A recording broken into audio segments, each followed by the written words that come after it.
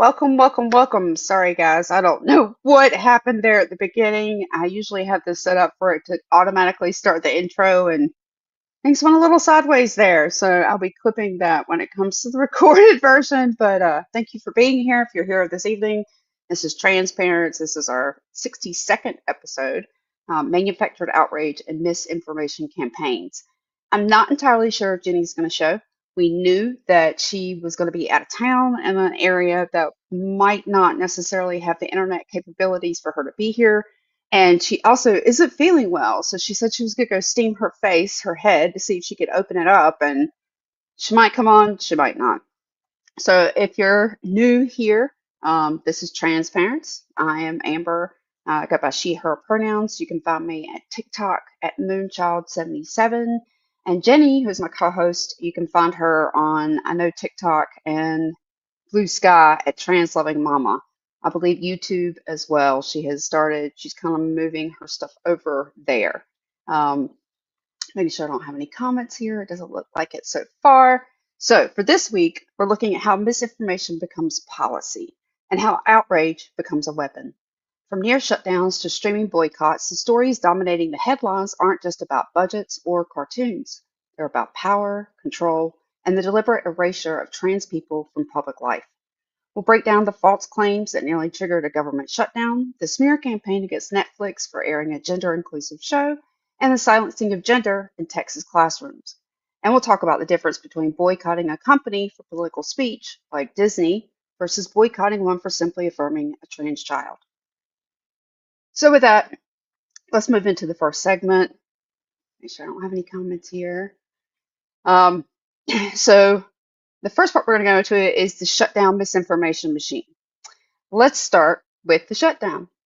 In late September, the government was days away from shutting down, and one of the loudest claims came from Trump himself, that Democrats were demanding trans surgeries for everyone as part of the budget. He blamed trans healthcare, trans sports, and operations for minors, none of which were actual parts of the negotiations. The real issue? House Republicans had inserted anti-trans riders into appropriations bills, things like banning gender-affirming care for federal employees and defunding clinics that serve trans youth. So when those riders were challenged, the narrative flipped. Suddenly, it was the Democrats holding the government hostage over trans surgeries. This is how misinformation works. It reframes defense as aggression. It turns protection into provocation. Hey, Jeffrey. Welcome, welcome, welcome. I'm here quite possibly by myself this evening. We'll find out. Jenny might show up. She's battling stuff after she traveled on an airplane, and so now her sinuses have gone nuts where she's at. And to be honest, I haven't felt great either myself, to be honest. Josh, hi Josh, good to see you. So yeah, it's so again, the boycotts, the shutdowns, that was part of the beginning of it this week. And really, the second part I found very interesting. So we know that, and we'll get into Disney in a minute, okay? But the second part tonight that we wanted to go into was Musk's Netflix boycott and the dead end smear. Now, let's get into this. He's leading a boycott against Netflix, accusing the platform of pushing transgenderism on children. The target? A canceled animated show called Dead End Paranormal Park, which featured a trans teen protagonist. The show was praised for its inclusivity and then falsely linked to the death of Charlie Kirk. Musk reposted claims that the show's creator had celebrated Kirk's death, even though the creator had already clarified and apologized. This boycott isn't about speech. It's about identity. It's about punishing platforms that affirm trans kids, even when the show is no longer airing. And it's personal. Musk has a trans daughter who is estranged from him. His attacks on trans visibility aren't just political, they're emotional. So let's go into the Disney aspect of this. Disney versus Netflix. A tale of two boycotts. Let's compare the two. That campaign was launched after Jimmy Kimmel criticized MAGA politics on air. Conservatives called for a boycott, claiming Disney was too political.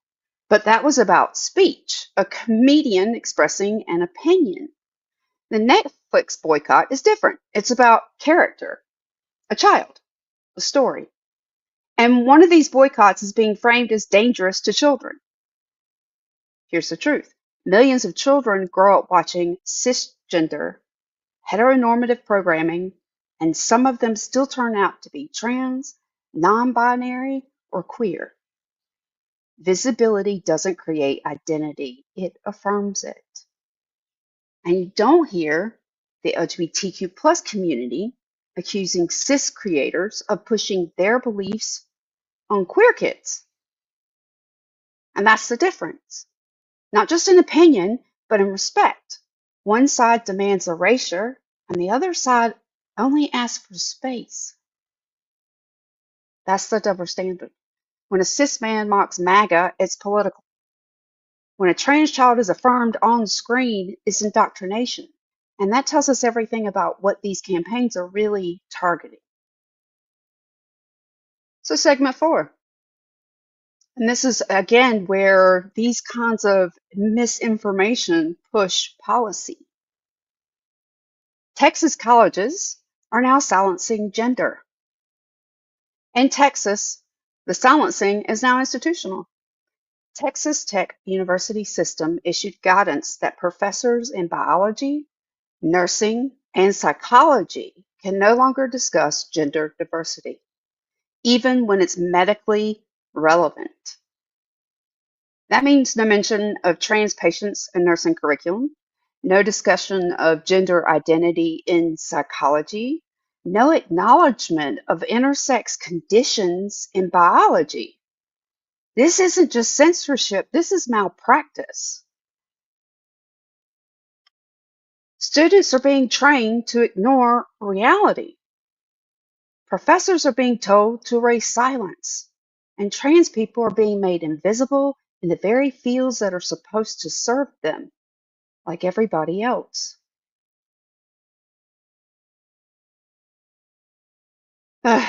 It infuriates me. Y'all know that I love healthcare, that I'm passionate about healthcare. I'm passionate that everybody receives what they need. And we're now talking about the people that would be serving those communities, every community, not even being taught. Number one, we already talked about women's reproductive care and how things were being banned there by even teaching women or professionals about women's reproductive care, how to treat miscarriage. Now we're talking about eliminating parts of psychology and biology, things that have been taught for decades. This isn't new.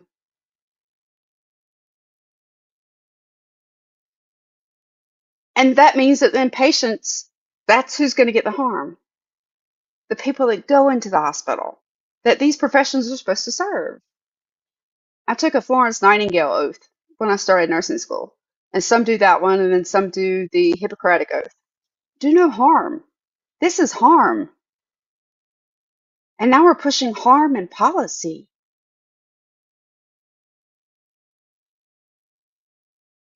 So a little positive for you, in a way, in a way. So segment 5, Ron Walters is out, but the damage remains. In Oklahoma, Ron Walters has officially resigned as superintendent of public instruction. He spent his tenure attacking LGBTQ students, banning books, and pushing surveillance of teachers. His exit is a win, but the infrastructure he built remains. Policies don't vanish with a resignation. The fear, the silencing, the harm to students, it's all still here. And it's a reminder that removing one figure doesn't necessarily undo the damage. Because a lot of people would say if you just remove the person in office, the head of office, that would change everything. And it's not. When Congress stands up and agrees with it, that's telling you something. They back this. They're okay with erasing people, taking away their access, taking away their health care. You saw that with the shutdown, we already know. And he's out there threatening that he'll take more healthcare cuts while it's closed.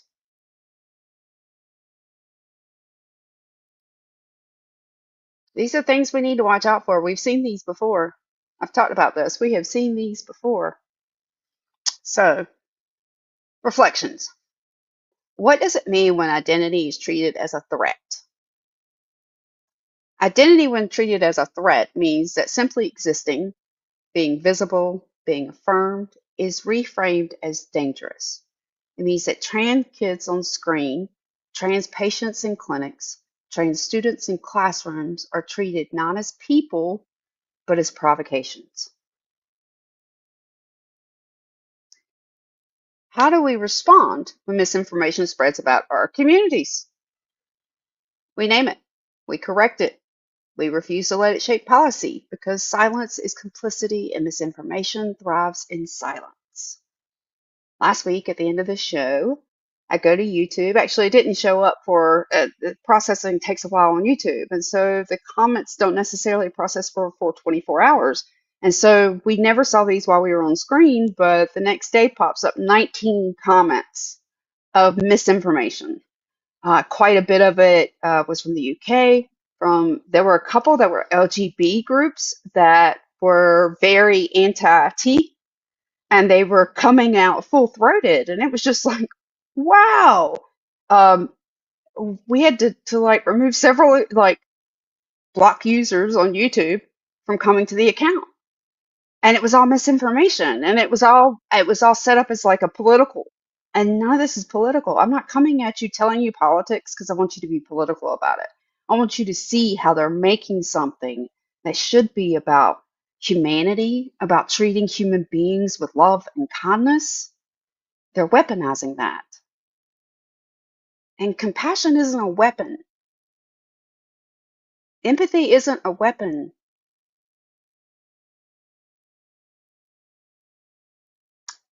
So, third, what's the cost of erasing gender from education and media? The cost is real. Misinformed doctors, unsafe classrooms, and isolated kids.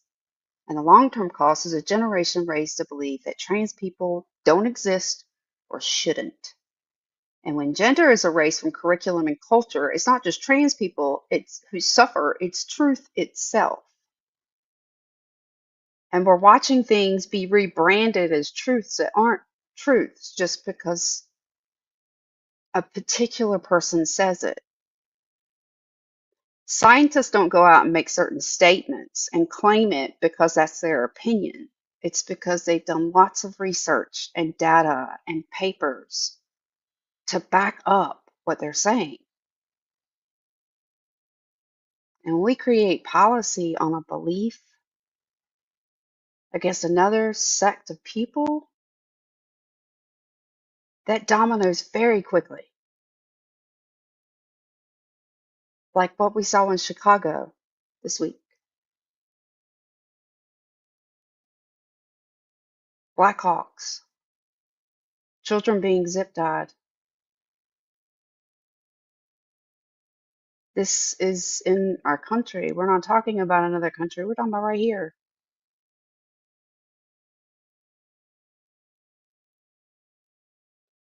And I'm going to tell you that, A, because I don't see a whole lot of communication going on. And again, I don't know if that's just I've got something going on my stream tonight or just everybody is slow. And I do talk fast, especially if Jenny's not here. So that may be it. I just may have rolled through everything I was going to do. And I don't have anybody to bounce off of. But is there anything that anybody, I guess, who's watching has a question on before I go into the closing? Because if not, I'm going to make it a quick episode tonight. I've mentioned at the beginning I do have a little bit of a headache. Um, but yeah, it's been alarming to see things framed the way they're being framed, whether it be the problem with gun violence, whether it be a problem with mental health, whether it be a problem of policy and politics, and now government shutdowns. and it's being weaponized all because of, and I know there are other topics that they stated, but because it's this show, we're concentrating on the trans statements that were made specifically by Trump and Hegseth, a number of other GOP. And they use these talking points to scare people and to get people on their side. And what that does to children who are already confused, who are already having to deal with anxiety and possibly depression and other emotional big feelings, big issues, right? And then they've got to worry about this whole world attacking them while they're trying to figure this out for themselves. And I don't think any kid should have to go through that. I don't think they should have to worry about their government coming after them, strangers coming after them. After last week's episode, I had somebody post it and say, "Hey, Cash Patel, come get them." Mind you, they didn't listen to the information, nor have they listened to the show before, because they would know that my child is actually an adult trans person who's nearly 30.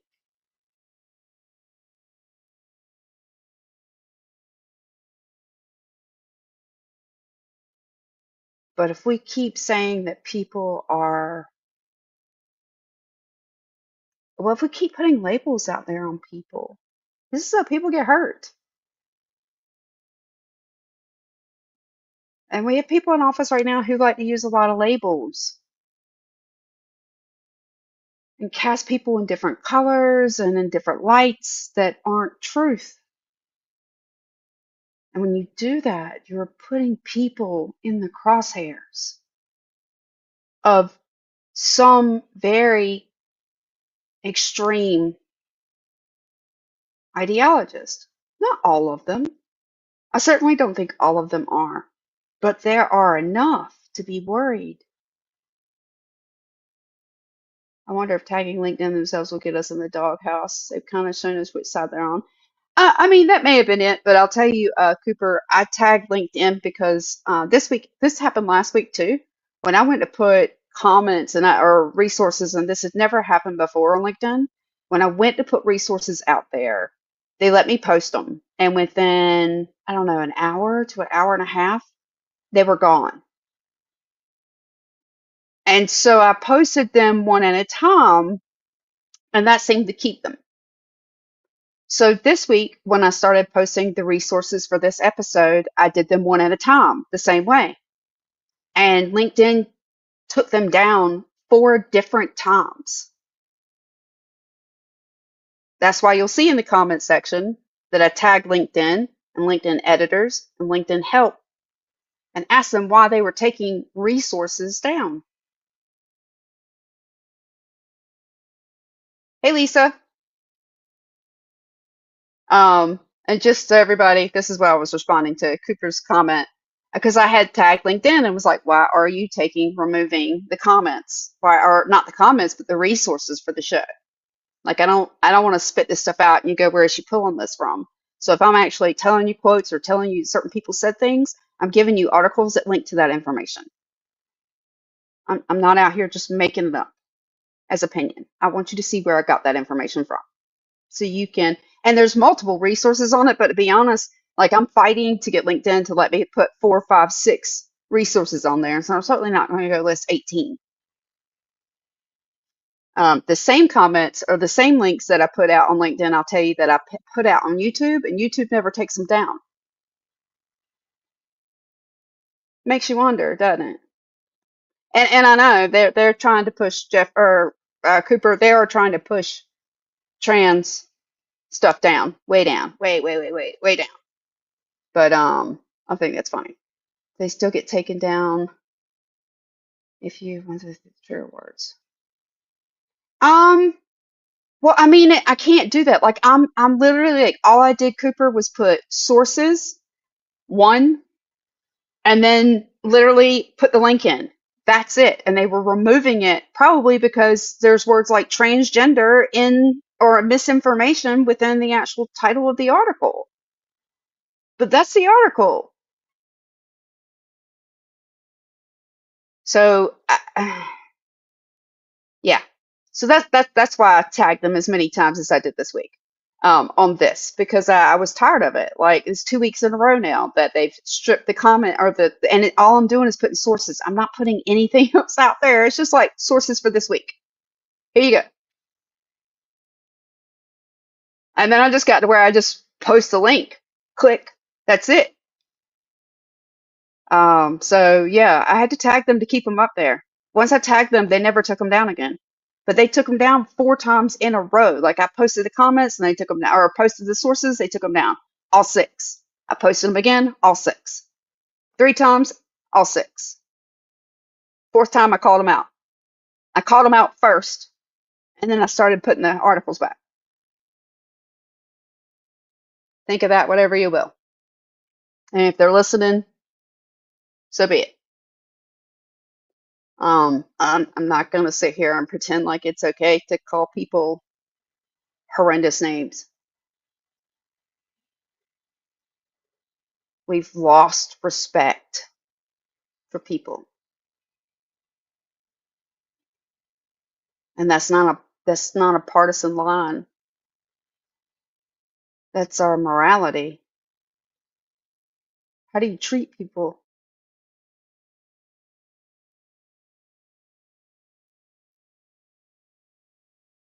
Yeah, YouTube, like man, they've got no problem with it. I mean, I'm telling you, like they flagged a lot of stuff last week that, again, if they're flag comments, if they're held comments to the show, they won't post them until like 24 hours later. And so when I went into it the next day, like my inbox was full of comments that had been held, and I had to go in and look at all of them. And it was, yeah, they actually removed like 4 of the accounts. That's how bad they were with threats.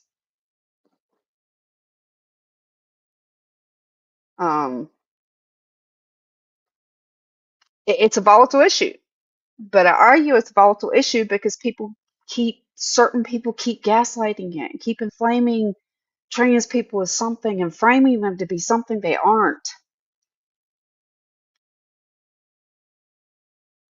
In comments, they get utterly slaughtered. There are links in the description. No, they're not. No, links are in the description. My links are in the comments. My links are in the comments. It won't give me, like, if I try and put the links in with the post event from StreamYard, it won't do the hyperlink. So I don't do them that way. I put them in the comment section. Oh well. Um, so yeah, just I guess remember that if you hear something and it just sounds really bizarre, I hate to say this, guys, but an easy Google search, an easy Google search on things like gender,